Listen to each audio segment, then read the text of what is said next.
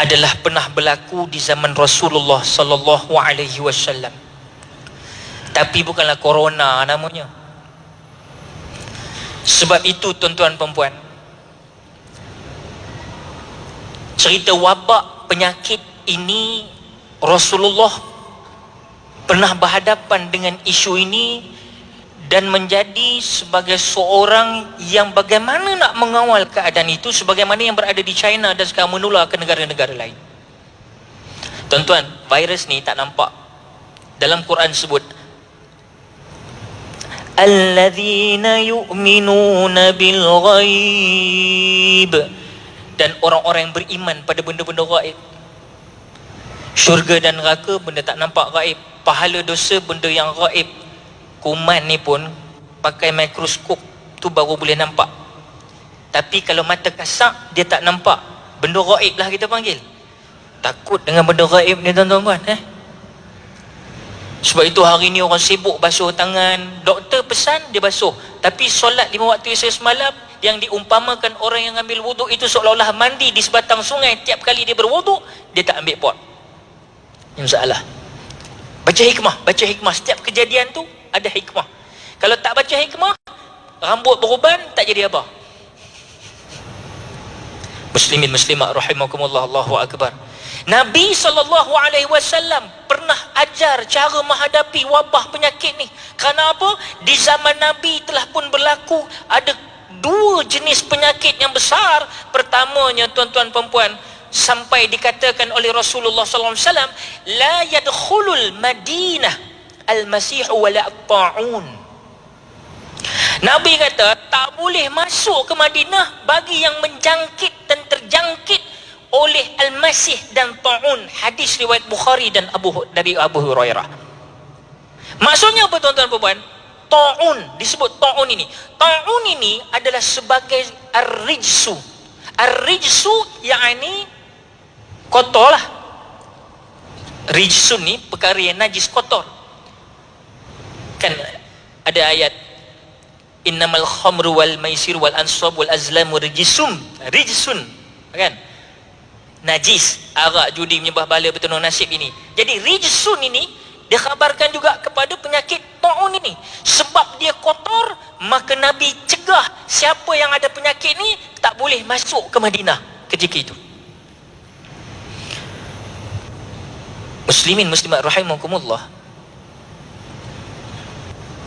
Dan dia berfungsi sebagai siksa atau penyakit yang merupakan suatu azab, yang mana tuan-tuan perempuan, Nabi juga menyebut bahawa ada suatu azab yang Allah utus untuk menimpa kepada seseorang yang Allah kehendaki. Allah menjadikannya sebagai rahmat bagi orang-orang mukmin. Allahu akbar. Yang ni nak baca ni orang mengaji.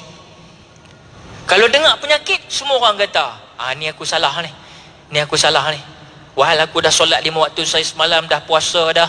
Puasa sunat pun aku buat. Zakat tak usah tunggu dekat pintu zakat. Aku dah bayar online dah. Memang confirm aku bayar punya. Haji dah bukan satu dah. Kalau aku haji manap, aku dah 5 kali. Haji manap. Maknanya, kena juga penyakit. Kena juga bala bencana. Allah jadikan itu rahmat bagi orang mukmin. Subhanallah. Tidaklah bagi seseorang yang tertimpa ta'un kemudian ia berdiam diri di wilayahnya itu dengan sabar, dan ia menyedari bahawa ta'un itu tidak akan menimpa kecuali telah ditetapkan oleh Allah Subhanahu Wa Taala, kecuali ia memperoleh pahala bagaikan orang yang mati syahid. Masya Allah. Hadis riwayat Bukhari tuan-tuan perempuan. Sebab itu dalam hadis nak jelaskan tuan-tuan perempuan bahawa penduduk yang wilayah terkena wabak ini, dia tidak boleh keluar dari wilayah itu supaya mereka bersabar. Bagi orang mukmin ni yang terima redha tadi ni, dia kena duduk dengan bersabar. Jadi orang-orang yang dikuarantin di China ini, yang umat Islam yang ada di sana itu, kita harapkan mereka supaya mereka bersabar. Harap mereka bersabar. Kerana Nabi suruh bila hang kena ujian, hang dikuarantinkan, hang sabar. Kenapa tuan-tuan perempuan? Pahala orang yang sabar, yang tidak keluar dari wilayahnya, memperolehi pahala sepadan orang yang mati syahid. Dan perwujudan rahmat dalam perkara ini adalah bersabar. Orang yang sabar adalah dalam lindungan Allah, sebagaimana innallaha ma'as sabirin, sesungguhnya Allah bersama dengan orang-orang yang sabar. Sabar ni tuan-tuan, nak buat masjid ni, tanya Syekh Lan kita lah nak buat macam mana. Aku tengok dia dok post dalam dia punya WhatsApp kan, daripada tanah landai ni sampai tertegak ni, sabarnya mereka ni, kontraktor yang buat ni, arkitek-arkitek yang nak buat, sungguh indah masjid ni, subhanallah. Mereka punya sabar yang tinggi. Kita pula sabar nak dengar ceramah habis pukul berapa, agak-agak malam ni.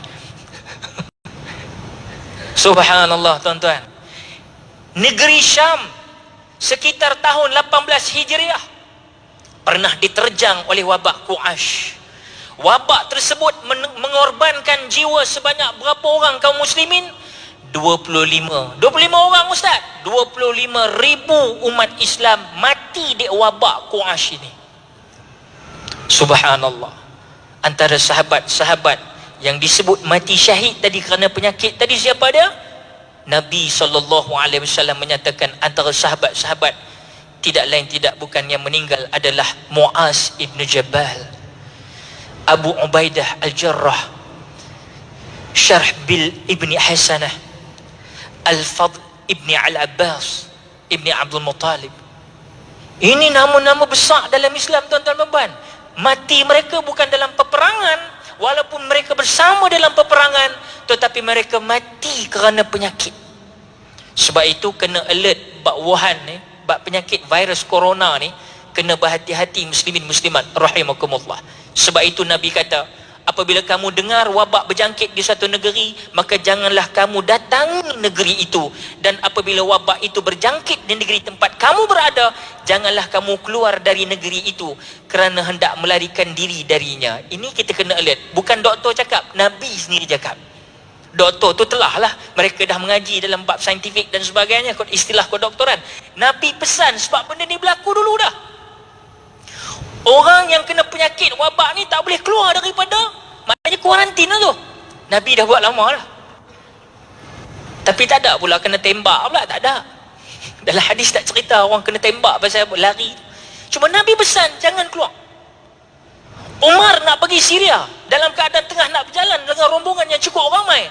Tiba-tiba akhirnya muslimin alhamdulillah, Abdurrahman bin Auf kata, antaranya ditanya oleh Umar, kau tak dengar cerita wabak sekarang ni, tengah wabak penyakit tengah hebat berlaku di Syria, membunuh ramai orang Islam, kita nak pergi juga. Umar duk fikir di pertengahan jalanan, akhirnya dia buat keputusan atas tanya orang ni, akhirnya Umar buat keputusan, kita patah balik. Abdurrahman bin Auf, ini keputusan yang tepat wahai Umar. Jadi kita kalau dah tahu tempat tu berpenyakit, nak pi juga, memang cari naik. Sebab itu Islam ni dia ada takdir minallah, usaha minan nas. Takdir Allah yang tetapkan, tapi usaha kita perlu ada. Hadirin hadirat rahimakumullah.